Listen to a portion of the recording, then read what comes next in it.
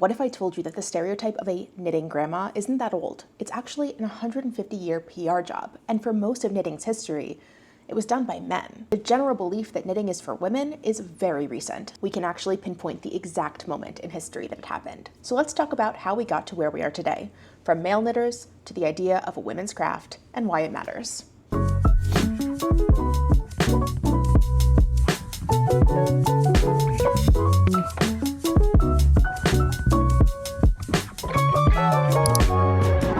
I have to start by saying that knitting's history has holes.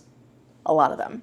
And there's a reason for that. Knitting is extremely useful, and it was usually used to make things like socks and underwear. Things that are worn, eventually get holes in them that are darned, patched, and they're reworn again. You don't save and cherish your underwear and socks. You wear them until they wear out, and then you throw them away. And that was the case hundreds of years ago too. So when we talk about knitting from ancient times, we don't have that many artifacts to look at, historical pieces to see in museums, because people used their socks and underwear and they didn't think to save them for future generations. Along the same vein, making socks and underwear didn't really feel like things people wanted to sit down and write a diary entry about. Today I worked for 20 more rows on Jonathan's underpants. So we don't have that many records of people knitting, other than those skilled guilds members who were documenting the finances of their craft. So when we talk about knitting history, we do have to piece together what we can from what exists today, which is minimal. Despite the holes in the history, there is so much interesting knowledge about knitting to be found. For the sake of this video, I'm going to narrow it down just to what we need to understand to figure out why knitting is gendered the way it is today. But if you want to learn more, and I'm sure you will, definitely check the description. I have some books linked, which are how I started to learn about the history of knitting. They're full of so much more information than I can describe today. You might enjoy reading them. By the late medieval period to the early Renaissance, knitting, the way we think of it today, is widespread throughout Europe. And by the 15th to 16th centuries, knitting guilds have become prolific throughout European cities.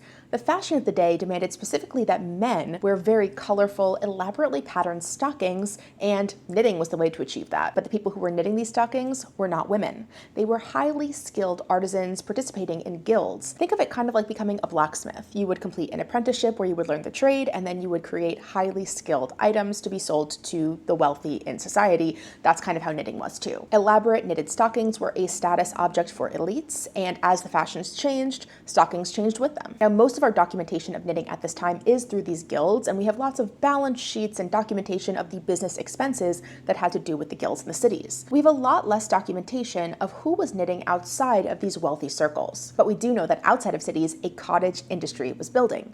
Fishermen, farmers, and their wives and children were knitting at home in order to supplement their income during the off seasons. Fishermen and farmers weren't making quite as much income during the cold winter months, and knitting mittens and stockings and underwear to sell at market could help supplement that income. At this point in history, it was unlikely that folks were knitting for fun. It was probably for income or to dress their own families, but it wasn't like a fun hobby. But in 1589, something happens that will change the knitting world forever. William Lee invents the stocking frame, a knitting machine. And despite Queen Elizabeth's initial rejection of William Lee's patent request because she doesn't want to threaten the livelihood of folks who need knitting to make their income, the stocking frame's technology spreads. Prices for knitted goods drop, and it no longer becomes lucrative for fishermen and farmers or even for guildsmen to knit for a living. As hand knitting is no longer a reliable way to make wages, its identity starts to shift. Now, shortly after the knitting frame becomes popularized and widespread, and it is no longer quite as lucrative to hand knit items for sale, Queen Victoria comes into power. And Queen Victoria has a lot of big ideas, specifically ideas about what it means to be a lady. What does domesticity mean? What does it mean to be a capital L lady? To be in the upper echelons of society? Queen Victoria loved the idea of handcraft. If you're sitting in your parlor and knitting or crocheting and talking to other women, you're not out getting into trouble. Tons of women begin to take up needlepoint, crochet, and knitting.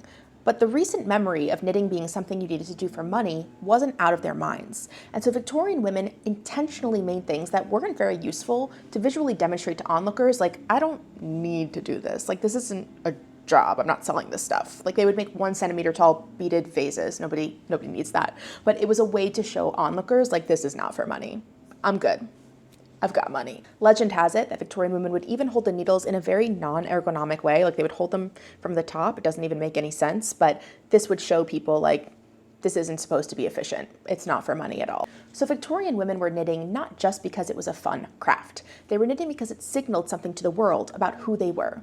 They were ladylike. Queen Victoria told them so. If we fast forward a little bit through history, we start to see knitting gain popularity spikes during major wars in both Europe and the United States. And it's no coincidence that wartime tends to create a gender divide within a nation. All the men are shipped off to fight and the women are left behind to worry about their loved ones who are off at battle and to fill in the gaps in society that are left behind. The Knit Your Bit and Socks for Soldiers slogans were prolific Red Cross marketing campaigns, and they were important not just because they provided community and support for women here at home, but they also were an extremely important military innovation, because soldiers with their standard issue, ill-fitting, poorly waterproofed boots really struggled with trench foot, and hand-knit wool socks were a helpful way to prevent that. During World War II, carrying a knitting bag became an iconic fashion move because it demonstrated to others like, oh, I care about soldiers.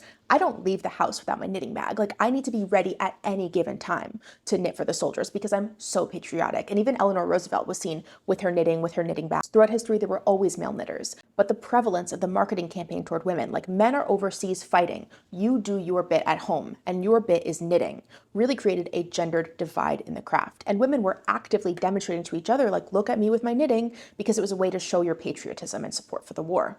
Now, the most recent US war effort that featured a major knitting marketing campaign was World War II. And a couple of reasons why that faded away is just because popular support for the war effort really declined as soon as we got televisions in our living rooms. It was easy to be on board and patriotic and supportive of war when it was just something you heard on the radio or saw in a heavily edited film reel. But as soon as you had a television in your home and could see the atrocities playing out in front of your eyes, as happened with the Vietnam War, people were not on board with war anymore. So knitting for the war effort became a less popular performative hobby during wartime. People didn't really want to show their support for the war in the same way. And for what it's worth, men who were fighting in Vietnam, which was hot and humid, it didn't feel like such a natural fit to knit them wool socks. Plus, by this point, technology had advanced to a point that it made more sense to just produce socks in a factory than it did to hand knit them for soldiers. So you might think, great, wartime knitting's over, so now it's going to be a non-gendered craft. But you'd be wrong. Even after wartime knitting efforts by women waned, it still maintained its status as a woman's craft. And part of that has to do with the second wave feminist movement. Now, the first wave feminist movement was like suffragettes fighting for women's rights. The second wave feminist movement, which happened in the 60s and 70s, represented women trying to redefine and reclaim the domestic craft that had felt so oppressive during the 1950s. And knitting was one of those things. During this time, we see knitters like Elizabeth Zimmermann gaining tons of popularity and preaching that there are no rules and you can do what you love within knitting. Feminist reclamation of knitting continues into the 90s and early 2000s. We see writers like Debbie Stoller with her Stitch and Bitch series encouraging knitters to reclaim and use their craft for protest and for empowerment. But we're still standing at the tail end of about 150 years of knitting being defined as for women. So what does that cost us? Because recent memory has defined knitting as for women, it can make folks who do not identify that way feel like knitting isn't for them or feel excluded from the world of knitting. It can also lead to public knitting shaming with that "isn't that for grandma's" stereotype. And this stereotyping is echoed in annual news articles from various publications saying knitting is not for grandmas anymore, which they have been publishing for at least 20 years. Those headlines only serve to perpetuate the grandma stereotype. And due to the baseline misogyny of our society, associating knitting with women can change perceptions of its usefulness in the general public. So why do we think knitting is for grandmas today? We really have Queen Victoria and the knitting machine to thank. And I'm curious to see how the craft is redefined in the future. Knitting has such a rich and interesting history. If this video was interesting to you, you might want to learn more. And if you're curious, my next video is going to be a reading list of some of my favorite books that will change the way you see knitting forever, so stay tuned for that. As always, thanks for talking about knitting with me today. It was really fun, and I can't wait to see you in the next one. Bye!